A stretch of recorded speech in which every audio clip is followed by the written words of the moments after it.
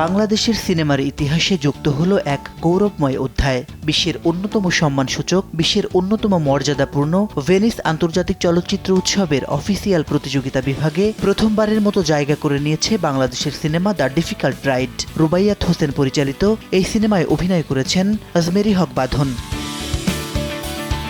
বৃহস্পতিবার ভেনিস চলচ্চিত্র উৎসবের মনোনয়ন ঘোষণা শুরু হলে বিকেলে উৎসবের সভাপতি আলবের্তো বারবেরা আনুষ্ঠানিকভাবে দ্য ডিফিকাল্ট রাইডের নাম ঘোষণা করেন। ক্যারিয়ারের চতুর্থ চলচ্চিত্র নিয়ে ভেনিসের প্রতিযোগিতা বিভাগে জায়গা করে নেয়া অত্যন্ত কঠিন ছিল বলে জানান নির্মাতা।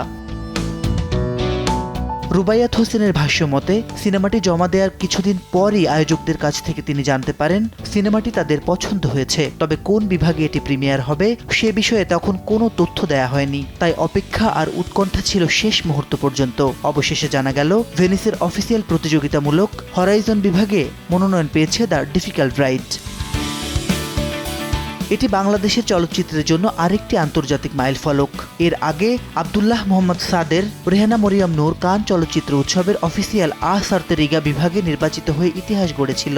আর কাকতালীয়ভাবে সেই সিনেমা এবং দ্য ডিফিকাল্ট রাইড দুটি সিনেমাতেই অভিনয় করেছেন আজমেরী হক বাঁধন। নতুন এই অর্জনে উচ্ছ্বাস আর গর্বের কথা সোশ্যাল মিডিয়ায় জানিয়েছেন অভিনেত্রী। দ্য ডিফিকাল্ট রাইড একটি মনস্তাত্ত্বিক হরর চলচ্চিত্র। ঢাকার প্রেক্ষাপটে এক তরুণীর বিয়ে, মেকআপ এবং একটি বিউটি পার্লারকে ঘিরে এর গল্প এগিয়েছে। বাঁধনের পাশাপাশি বিভিন্ন চরিত্রে অভিনয় করেছেন সুনেরাহ বিনতে কামাল, রিকিতা নন্দিনী শিমু সহ আরও অনেকে। কান থেকে ভেনিস আন্তর্জাতিক চলচ্চিত্র উৎসবে বাংলাদেশের উপস্থিতি দিন দিন আরও শক্তিশালী হচ্ছে। দ্য ডিফিকাল্ট রাইডের এই ঐতিহাসিক মনোনয়ন আরও একবার বিশ্বমঞ্চে বাংলাদেশের সিনেমার নতুন সম্ভাবনার দুয়ার খুলে দিয়েছে বলে মনে করছেন সংশ্লিষ্টরা।